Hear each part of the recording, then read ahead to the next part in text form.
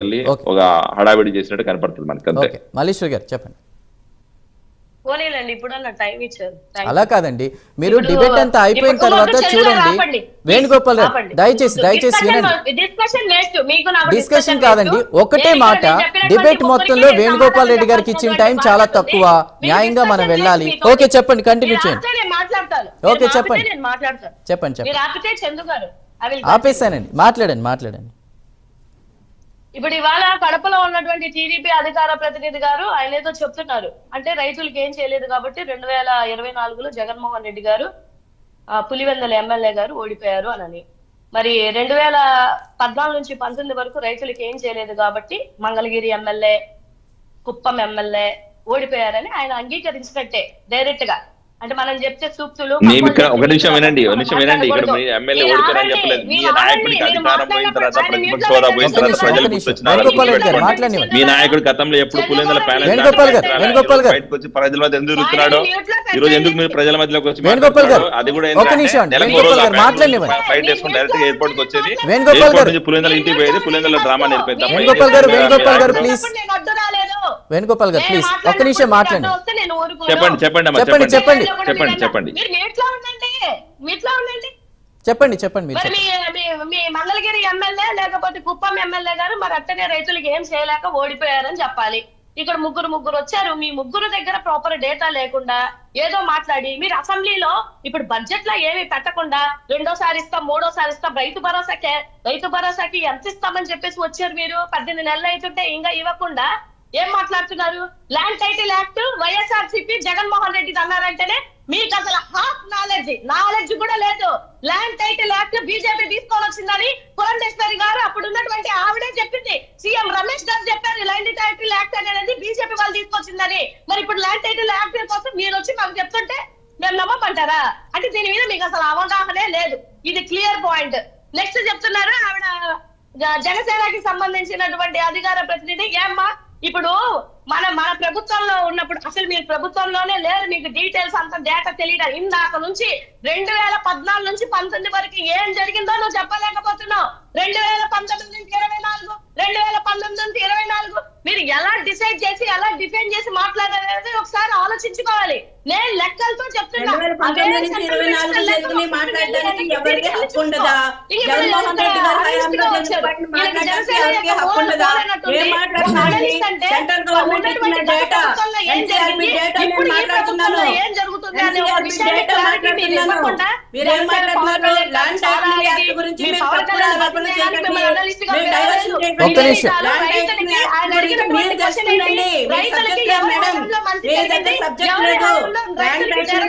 మీరు నిజంగా రైతులకి డబ్బులు ఇచ్చింటే రైతుల పక్షాన్ని నిలబడి ఒకరి తర్వాత ఒకరు మాట్లాడండి దయచేసి. అమ్మా మీరు ఒక నిమిషం వినండి. ఫస్ట్ మీరు గౌరవిస్తూ మాట్లాడండి. మల్లేశ్వర్ గారు, సుజాత గారు, వేణుగోపాల్ రెడ్డి గారు లెక్కలు ఇచ్చారు. నిజంగానే ప్రజలు లెక్కించింది మీ రోజు మీరు ప్రజలు మీ పక్కన నిలబడరా? మీకు ఓట్లు లేరా? మీకు 11 సీట్లు కాదండి. అందరూ ఇలా కలిసి మాట్లాడితే ప్రజలకి ఏం అర్థం అవుతుంది?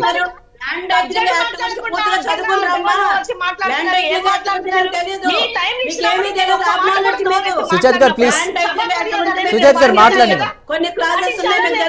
ఇచ్చినటువంటి సబ్జెక్ట్ ఏంది, మీరు మాట్లాడుతుంది ఏంది, పర్సనలైజ్డ్ గా మాట్లాడుతున్నారు. ఓకే అండి, ఓకే ప్లీజ్ సమయం లేదు. సుజాత్ గారు కన్క్లూజన్ కొద్దాం. సుజాత్ గారు చూసినటువంటి వ్యక్తే వైఎస్ఆర్ రాజశేఖర్ రెడ్డి, జగన్మోహన్ రెడ్డి గారు. మరి కడపలోనే ఉన్నారు. మరి మీకు తెలియదా? అక్కడ కోల్డ్ స్టోరేజ్ లేదా? కడపలో వైఎస్ఆర్ జిల్లాలో లేదా? కనిపించట్లేదా? అధికార కోల్డ్ స్టోరేజ్ ఉన్నాయి. మీరు ఆర్థిక కేంద్రాలు 10,000 ఉన్నాయి, కోల్డ్ స్టోరేజ్ ఉన్నాయా? గిట్టుబాటు ధర ఇచ్చేటువంటి పాటలు కాదు అవన్నీ. ఊరికే ఉన్నాయి. ఎందుకున్నాయంటే జగన్మోహన్ రెడ్డి పబ్లిసిటీ కోసం ఉన్నాయి. జగన్మోహన్ రెడ్డి వాళ్ళ నాన్న పేరు వేసుకుని వైఎస్ఆర్ స్టోరేజ్లు, ఆర్థిక కేంద్రాలు, సచివాలయాలు కట్టారు. ఎక్కడ ప్రజలకు ఉపయోగపడాలి. నిజంగానే మీరు ప్రజల కోసం పనిచేస్తుంటే ఒకరి తర్వాత గిట్టుబాటు చేసేవాళ్ళు కాదు. మిమ్మల్ని 11 సీట్లు కట్టుబడే వాళ్ళు కాదు. గుర్తుపెట్టుకోండి ఫస్ట్. వీరశేఖర్ గారు ఒక్క నిమిషం. వీరశేఖర్ గారు ఒక్క నిమిషం.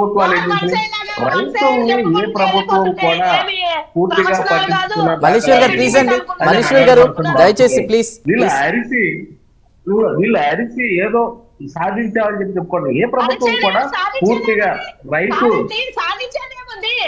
అభివృద్ధి కోసం లేకపోతే వ్యవసాయం రైతులు పొందుతాడు, వ్యవసాయాన్ని అభివృద్ధి చేసి వ్యవసాయ ఆధారిత పరిశ్రమలు తీసుకొచ్చిన చెప్పేది మా ఊరికే జ్యోతిబాలు మాట్లాడుతూ వ్యవసాయ ఆధారిత పరిశ్రమలు తీసుకొచ్చి వ్యవసాయాన్ని డెవలప్ చేయాలి. ఆ పరిస్థితులు మల్లేశ్వర్ గారు ప్లీజ్ తమ రాజకీయ నిరుద్యోగులకు ఉపాధి కల్పించే విధంగా అదేదో ఆర్బీకే కేంద్రాలు ఎవరికి ఉపయోగపడుంటే ఓట్లు ఎందుకు వచ్చాయి కాదు, ఆ విషయం ఆలోచించుకోవాల్సింది పోయి. అలా కాదండి వీరశేఖర్ గారు 18 నెలల్లో వీరశేఖర్ గారు అన్ని కూడా వైఎస్ఆర్సీపీ హయాంలో వైఎస్ఆర్సీపీయే కాదు మీరు అన్ని ప్రభుత్వాలు అంటున్నాడు వ్యవసాయాన్ని లాభసాటిగా చేయాలి, రైతు కేంద్రంగా ప్రభుత్వం నడవాలి అని చెప్పి నేను చెప్తా ఉంటే మీరు వాళ్ళకి సపోర్ట్ చేస్తారు, వీళ్ళకి సపోర్ట్ చేస్తారు. మంచి ఎక్కడ జరిగితే వాళ్ళు సపోర్ట్ చేస్తారు. మీరు చేసింది కరెక్ట్ గా ఉంటే మిమ్మల్ని ప్రజలే కల్పించేవాళ్ళు కదా, అల్టిమేట్ గా ప్రజలు తీర్చిచ్చాలి. మీరు పబ్లిక్ లోకి వెళ్ళని వ్యక్తి, పబ్లిక్ లో వరకు మాట్లాడిన వ్యక్తి ఇప్పుడు వచ్చి పబ్లిక్ లోకి వెళ్ళి నేనేదో చేస్తాను అని చెప్పంటే ప్రజలు ఎట్లా నమ్ముతారు? మీరు చేసిన అన్ని నిజం అయితే మీరు ప్రజలకు నమ్మించాలి. ప్రజలు మాట్లాడుకుంటే ఉపయోగం ఏముంటుంది? రాజకీయాలు అనేది మల్లేశ్వర్ గారు మీరు ఎలా సమయం అడిగారు వాళ్ళకి వాళ్ళ సమయం ఇవ్వాలి కదా. ప్లీజ్ అండి ప్లీజ్ ఇప్పుడు ప్రభుత్వం అయినా వీళ్ళు కూడా చేయకపోతే నెక్స్ట్ ప్రజల మంది వాళ్ళ తీర్పు అనేది ఖచ్చితంగా ఉంటుంది. అంతేగాని అట్లాగే మీరు వాళ్ళకి సపోర్ట్ చేస్తారు, వీళ్ళ సపోర్ట్ చేస్తారు, ఖచ్చితంగా సపోర్ట్ చేస్తాం. పవన్ కళ్యాణ్ లాంటి వ్యక్తి రాజకీయాల్లో అవసరం. ఆయన నిజాయితీగా నిస్వార్థంగా చేస్తున్నాడు. తన పార్టీని కూడా పట్టించుకోకుండా, తన కార్యకర్తలను పట్టించుకోకుండా, తన నాయకులను పట్టించుకోకుండా రాష్ట్ర ప్రయోజనాల కోసం ప్రభుత్వాన్ని కూడా తన కూటమిలో ఉన్న భాగస్వామ్య ప్రభుత్వాన్ని కూడా నిలదీసి తనని క్రిటిసైజ్ చేస్తున్నా, తన పార్టీ నాయకులు కార్యకర్తలు క్రిటిసైజ్ చేస్తున్నా, రాజకీయ ప్రయోజనాల కోసం కాకుండా ప్రజా ప్రయోజనాల కోసం ఎవరి వ్యూ పాయింట్ వాళ్ళకు ఉంటుంది. మల్లేశ్వర్ గారు ఇప్పుడు ఆయన ఏ పార్టీకి అనుకూలంగా చెప్పారనేది కదా ఆయన వ్యూ, ఆయన చెప్తున్నారు కదా. Right, okay.